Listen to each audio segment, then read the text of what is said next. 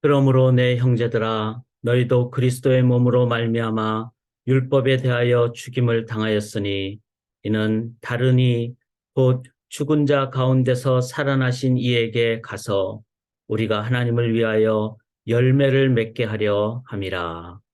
사랑하는 하나님, 우리의 창조주 구원자 되신 하나님, 우리의 신랑 되시는 예수 그리스도, 언제나 우리와 함께 하시는 성령 하나님, 새날을 허락하여 주심을 진심으로 감사합니다. 삼위일체 하나님만을 전적으로 의지함으로 하나님의 열매, 살리는 열매, 생명의 열매를 맺는 귀한 하루 되게 도와주시옵소서. 오늘도 주님만 의지하며 생기로 생명으로 나아가기를 소원하오며 살아계신 예수 그리스도의 이름으로 간절히 기도드리옵나이다. 아멘. 오늘도 생명으로 나가겠습니다. 새 찬송가 200장 우리에게 생명을 주는 말씀 앞으로 또 말씀에 관한 하나님 찬양 드리도록 하겠습니다. 달고 묘한 그 말씀 생명의 말씀 귀한 그 말씀 진실로 생명의 말씀이 나의 길과 믿음 밝히 보여주니 아름답고 귀한 말씀 생명샘이로다.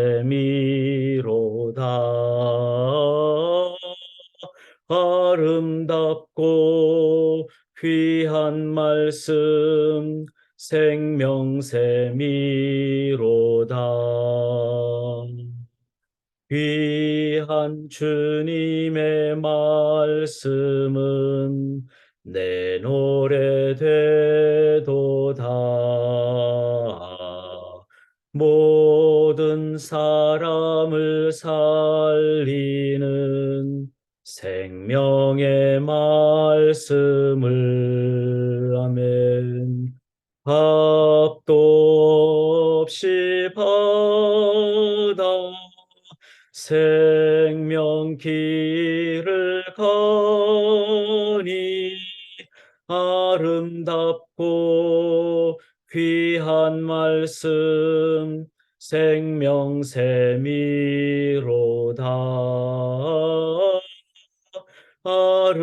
아름답고 귀한 말씀 생명샘이로다. 널리 널리 울리어 퍼지는 생명의 말씀은 마음의 용서와 평안을 골고루 주나니 아멘. 다만 예수 말씀 듣고 복을 받네. 아름답고 귀한 말씀 생명샘이로다.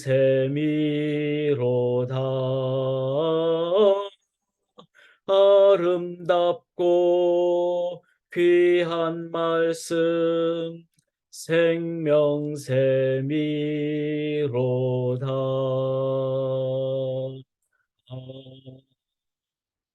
아멘. 소중한 시간을 하나님께 드린 우리 모든 성도님들께 또 생명의 말씀이 오늘도 우리에게 능력으로 전거되고 나눠지기를 원합니다. 함께 나눌 말씀은 로마서 7장이 되겠습니다. 1절부터 13절까지 이 율법에 관한 내용인데 제가 표준 세번역으로 봉독할 때 대조하시면서 말씀 앞으로 나가겠습니다. 형제자매 여러분, 나는 율법을 아는 사람들에게 말을 합니다. 율법은 사람이 살아있는 동안에만 그 사람을 지배한다는 것을 알지 못합니까?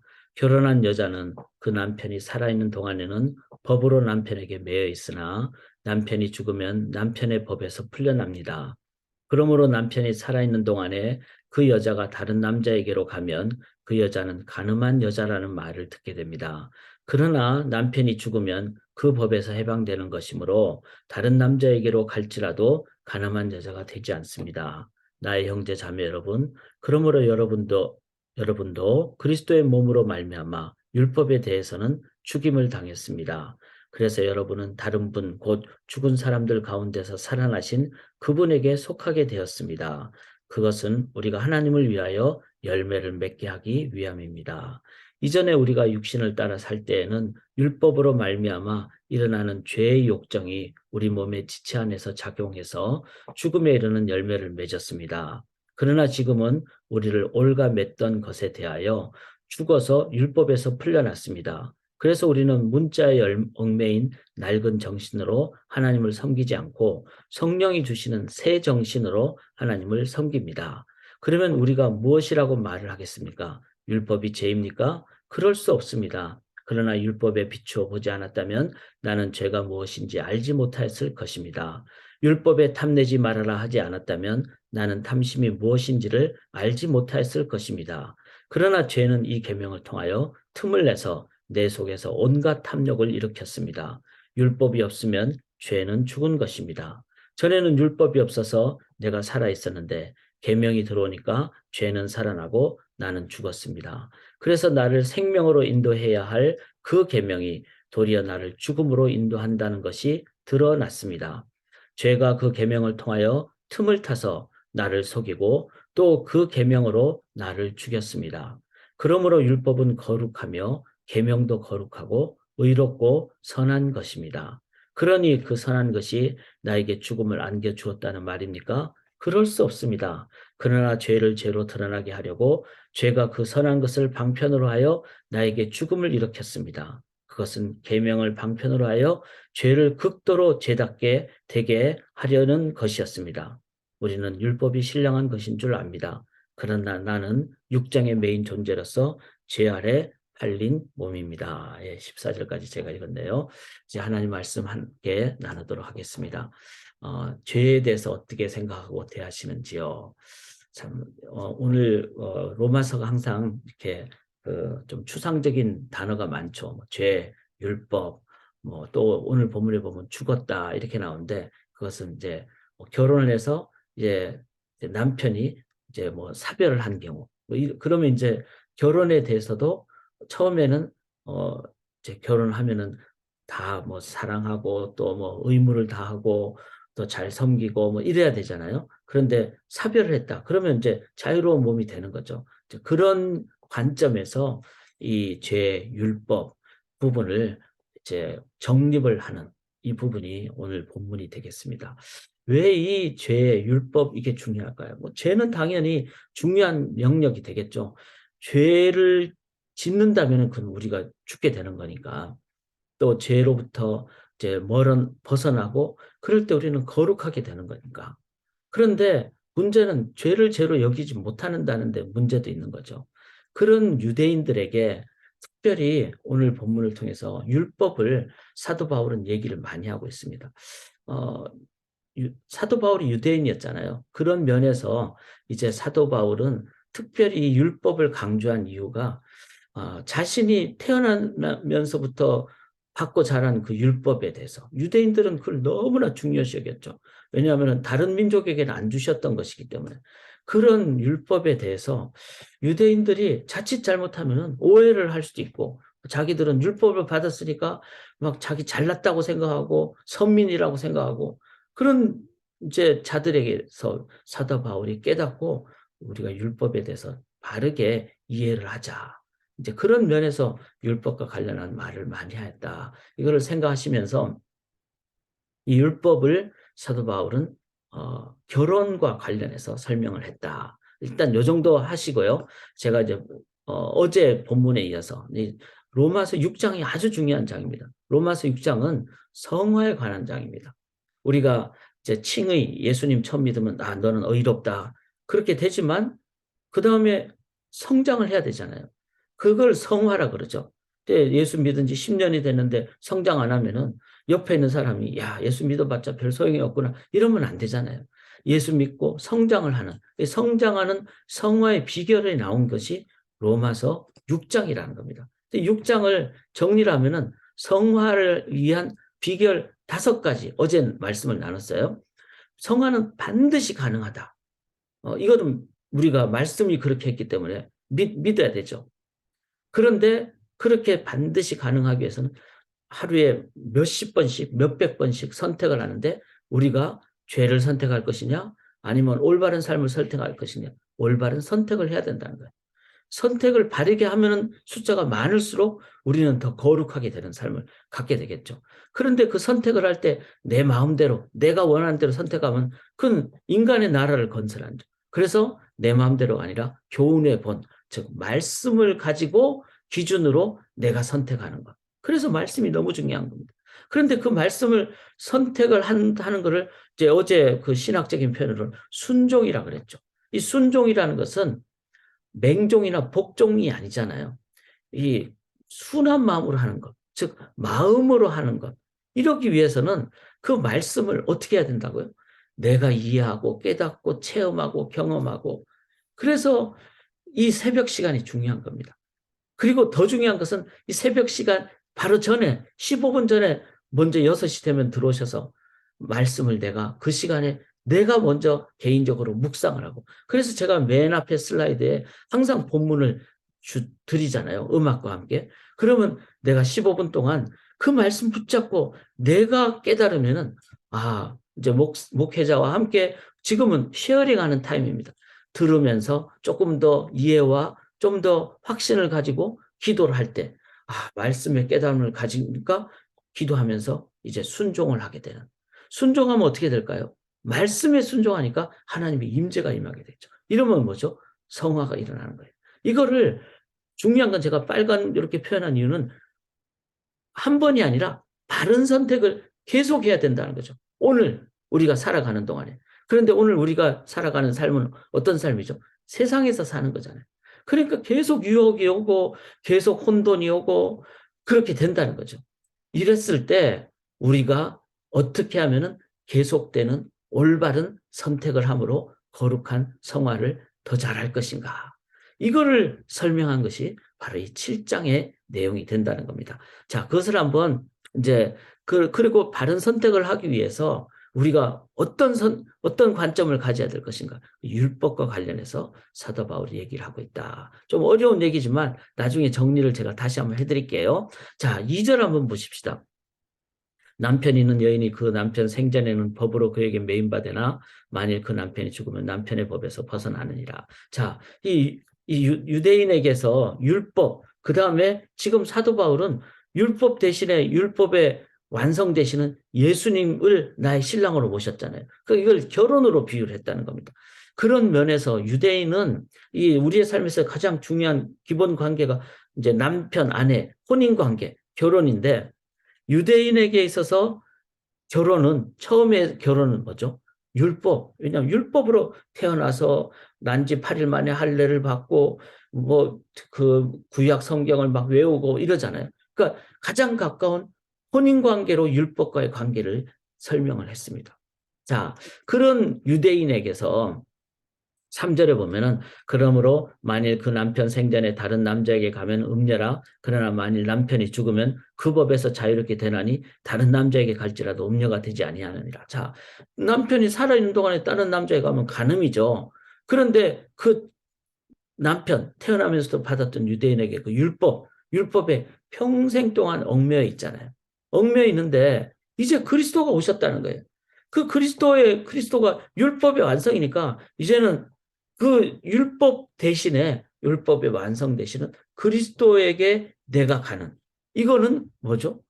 그는 내가 이제 더 이상 죽은 율법이 아니라 율법의 완성 대신은 그리스도에게 가는 것이기 때문에 그것은 새 결혼을 의미한다는 겁니다. 자, 이제 그래서 결혼을 재혼 이러면은 조금 이제 의미가 좀 혼돈이 되지만 그러나 일반적인 관점에서 결혼을 했는데 사별을 했다.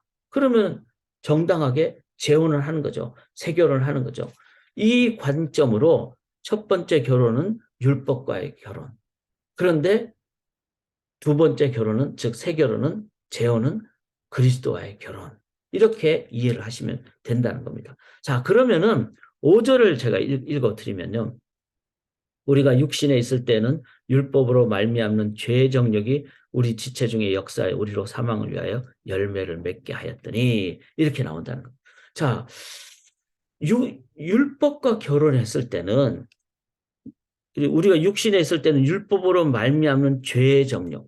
그래서 율법과 결혼했을 때는 우리가 막 이것도 지켜야 되고 저것도 지켜야 되는데 우리가 다 지키지 못하잖아요. 십계명을 이제 더 자세하게 풀어 헤친 뭐 365계명 하지 말아야 될 것, 또 해야 될 것 260 몇 가지 계명.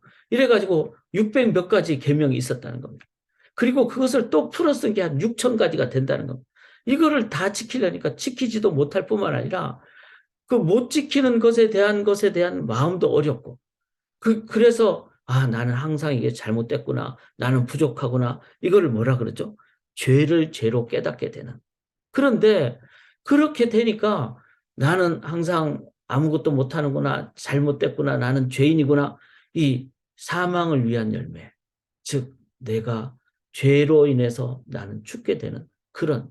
그런데 이것은 어떤 의미에서는 필요한 거죠.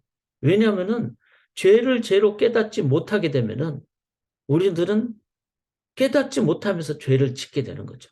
율법의 가장 중요한 역할 중에 하나가 우리로 하여금 못 지킨다는 것을 깨닫게 하기 위한 것이라는 겁니다. 그래서 예수님이 산상수훈에 구약 성경에는 그렇잖아요. 뭐 사람을 죽이지 말라 그랬는데 예수님이 설명해 주시기를 형제를 위해서 마음으로 미워하거나 라가라고 뭐 속으로 뭐 하든 겉으로 하든 욕을 한번 하면은 그 사람 죽이는 거하고 똑같다고. 그런 면에서 욕 안 한 사람이 있습니까? 사람을 보면서 특별히 남자인 경우는 음욕을 품지 않은 때가 있을까요? 그런 경우를 다 예수님은 간음했다 그랬고 살인했다. 그렇게 예수님이 말씀하신 것은 죄를 죄로 깨닫게 하기 위함이라는 거예요.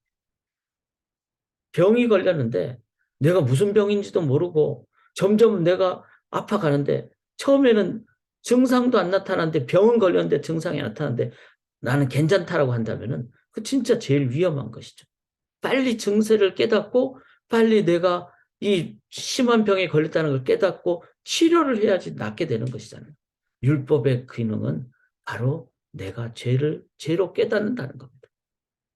그래서 이 나의 삶에 이 내가 행하는 모든 것이 죽이는 것이고 사람을 미워하거나 그런 것이라는 걸 깨닫는 것으로만 끝나는 것이 아니라 6절에 보면은 이제는 우리가 얽매였던 것에서 죽었으므로 죽었단 말은 그 이제 결혼한 율법이 이제는 예수님 때문에 이제 율법이 완성되신 예수님 그림자는 없어지는 거잖아요. 그래서 죽었으므로 율법에서 벗어났으니 구약에서 벗어났으니 구약 율법에서 이러므로 우리가 영의 새로운 것으로 섬길 것이요 즉 성령의 새로운 생명의 생기에 의한 살리는 열매를 맺게 된다는 겁니다. 이게 바로 신앙인이 갖는 단계라는 거예요. 그래서 이 유대인을 향해서 구약의 율법과 관계 있는 삶은 내가 죄를 죄로 깨닫게 되는 단계. 이제 예수 그리스도를 통해서 주님에 의한 그 새롭게 된 삶은 성령으로 인도함을 받는 성령의 열매, 살리는 열매를 맺는다. 자, 그렇다면은 그래서 이제 7절부터 사도 바울이 정리를 해준 거예요. 그런즉 우리가 무슨 말을 하리요? 율법이 죄냐? 이때까지 가졌던 그 율법, 그는 죄를 죄로 깨닫게 하는 그런 것이기 때문에 그 자체는 죄가 아니죠. 율법은. 그런데 이 단계에서 사도 바울이 이렇게 표현을 합니다. 8절 보면요. 그러나 죄가 기회를 타서 계명으로 말미암아 내 속에서 온갖 탐심을 이루었나니 이는 율법이 없으면 죄가 죽은 것입니다. 자, 율법이 없는 단계는 뭐죠? 죄를 죄로 깨닫지 못하는 단계. 이 단계가 이제 일반 이방인들이 갖는 단계죠. 지금 이 세상을 보면은 세상은 율법으로 살지 않잖아요. 그 다음에 그렇다고 또 일반 사람들은 복음으로 사는 것도 아닙니다. 율법도 없고 복음도 없으면 뭐죠? 내가 지금 행하는 모든 것을 그냥 나의 그 기준으로 살아가는 거예요. 그래서 요즘은 뭐 한국 같은 경우에 그런 얘기를 많이 우리가 신문으로도 보죠. 혼전에 막 어떤 뭐 남녀 어떤 그렇게 관계를 맺는 거. 그거를 너무 쉽게 여기는. 그리고 결혼한 다음에도 결혼 후에도 혼외 어떤 관계를 갖는 것. 그래서 그런 관계를 갖는 것을 너무 많이 드라마에서 얘기를 하고 이러니까 그 자체가 이제는 나쁜 거라고 생각하지도 않는 그냥 일반적인 것처럼 되는 죄를 죄로 깨닫지 못하는. 근데 그건 뭐죠? 여전히 죄죠. 깨닫지 못한다는 점에서는 더 심각하고 무서운 겁니다. 그런데 율법이 오게 되니까 아, 이게 죄구나라고 깨닫게 된다는 거예요. 그것이 유대인들에게 주신 하나님의 어떠면 중요한 그 인도하심이죠. 죄를 죄로 깨닫지 못하는 죄가 있고, 그 다음 단계는 율법을 인해서 죄를 죄로 깨닫는 단계. 이 단계가 될 때 바른 선택을 죄의 선택이 아니라 의의 선택을 하게 된다는 거죠. 13절에 보시면은 그런즉 선한 것이 내게 사망이 되었느냐? 그럴 수 없느니라. 오직 죄가 죄로 드러나게 하여 선한 그것으로 말미암아. 즉 선한 그것은 바로 율법이죠. 율법 자체가 나쁜 건 아니라는 거예요. 그것으로 말미암아 나를 죽게 만들었으니 왜냐하면 죄를 깨닫게 됐기 때문에 이는 계명으로 말미암아 죄로 심히 죄되게 하려 함이라. 저는 여기서 이게 제일 중요한 편이라고 생각합니다. 지금 이 세상은요, 예수 믿는 사람들조차도 매일매일 뭐 세상 드라마, 세상 기준, 세상 문화 보면서 죄를 죄로 여기지 않는 그런 시대가 돼버렸어요. 죄를 심히 죄되게 깨달을 때만이 우리는 어떻게 합니까? 죄에 대한 선택을 하지 않게 된다는 것. 죄의 삭은 죽음이기 때문에. 이 세상에 지금 상황의 문화적으로 큰 문제는 이 기준이 너무 약해졌다는 겁니다. 죄를 죄로 깨닫지 못하는 이 영적인 문둥병에 해당하는 단계. 그래서 이제는 깨달아야 돼요. 죄를 죄로 깨닫게. 자, 이것을 사도 바울은 오늘 유대인들을 향해서 그렇게 선포를 하는 겁니다. 바른 선택을 하기 위해서 죄의 선택이냐 의의 선택이냐. 우리는 의의 선택을 하기 위해서는 죄를 선택을 안 해야 되기 때문에 심히 죄되게 대한 이 부분을 사도 바울은 얘기를 하고 있다. 이거를 우리들이 기억하면서 제가 오늘 정리하는 것이 우리의 기도 제목이 될 수 있기를 원합니다. 자, 제가 세 단계를 얘기하는데요. 이제 율법과 결혼 전 단계는 뭐죠? 마음대로 사는 거예요. 남편도 없고 그러니까 아내도 없고 그러니까 마음대로 살면서 기준이 없잖아요. 그러니까 죄를 죄로 깨닫지 못하는 단계입니다. 가장 어떻게 보면 심각한 단계입니다. 세상이 지금 그렇습니다. 그래서 복음을 전해야 되는 거예요. 복음의 첫 단계는 죄를 죄로 깨닫게 하는 단계. 그래서 사도 바울이 로마서 1장 본문부터 1장 17절, 18절부터 하나님의 진노를 얘기하고 있잖아요. 왜냐하면 죄의 삭은 사망이기 때문에. 그런데 죄를 죄로 깨닫게 하기 위해서는 기준이 있어야 되는 거죠. 남편이 있어야 되는 거죠. 그 남편이 바로 율법이라는 거예요. 그런데 그 율법이 이제는 그 율법의 그 완성되시는 예수님이 오시니까 율법이 이제는 더 이상 필요가 없는 거죠. 예수님 앞으로 나아가는. 그래서 그리스도와 결혼하는. 재혼이죠. 새 결혼이죠. 그 그리스도와 결혼했을 때는 이제는 내가 너희 죄를 모두 사하노라. 다 이루었다. 그래서 죄를 그냥 기억 안 하는 것이 아니라 죄를 주님 앞에서 해결하고 그리고 성령으로 인도함 받으니까 이제는 사랑과 희락과 화평과 오래 참음과 자비하여 앙상과 충성과 온유와 절제 성령의 열매를 맺게 되는 거죠. 이 세 단계를 오늘 우리들이 한번 기억하기를 원합니다.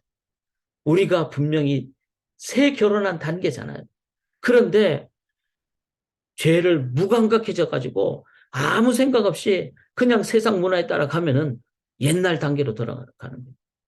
또 그냥 죄의 그 guilty feeling, 그냥 죄책감에 사로잡혀서 이렇게 되지도 않아야 된다는 거죠.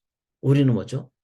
우리의 몸을, 우리의 지체를 하나님께 드림으로, 즉 우리의 신랑 되신 그리스도께 드림으로, 성령님께 드림으로, 성령에서 성령의 열매, 의의 병기가 되는, 성령의 열매를 맺는 의의 무기가 되는, 세상에서 가장 강력한 그 하나님 나라의 무기로 우리가 살아야 마귀를 이길 수가 있고 세상 영적 전쟁에서 이길 수가 있습니다. 1단계도 아닙니다. 2단계도 아닙니다. 우리는 새 결혼했습니다. 오늘도 나의 신랑 되신 예수 그리스도 의지하심으로 그분과 많은 교제하시고 그분 뜻대로만 살아가시고 그분께 내 마음을 다 드릴 때 우리는 그분에 의해서 의의 병기, 의의 강력한 무기로 승리하게 되실 줄 믿습니다. 우리 수련회 때 그리스찬 그들은 누구인가? 바로 우리는 예수님과 결혼한 자. 이거를 배우는, 그래서 우리 소망교회가 모두 의의 병기가 되는 그런 우리 성도님들의 삶이 되시기를 주님의 이름으로 간절히 기원합니다. 살아계신 하나님, 우리의 신랑 되신 예수 그리스도를 꼭 붙잡고 손 붙잡고 주님께 내 마음 다 드리고 주님 앞으로 나아감으로, 주님과 교제함으로, 주님께 기도함으로 주의 능력으로 우리의 삶의 모든 영역이 의의 병기가 되는 저희들의 삶이 되게 도와 주시옵소서. 이번 수련회 새 신랑 되시는 예수 그리스도와 그 신혼 살림, 그 가장 기쁜 결혼의 그 강력함으로 살아가는 우리 소망교회 되도록 주여 인도하여 주시고, 준비하는 모든 분들 위해 성령으로 기름 부어 역사하여 주시고, 우리 강사 되시는 노진준 목사님 주의 능력으로 붙잡아 주시옵소서. 온전히 의지하옵고 살아계신 우리 구주 예수 그리스도의 이름으로 간절히 기도드리옵나이다. 아멘.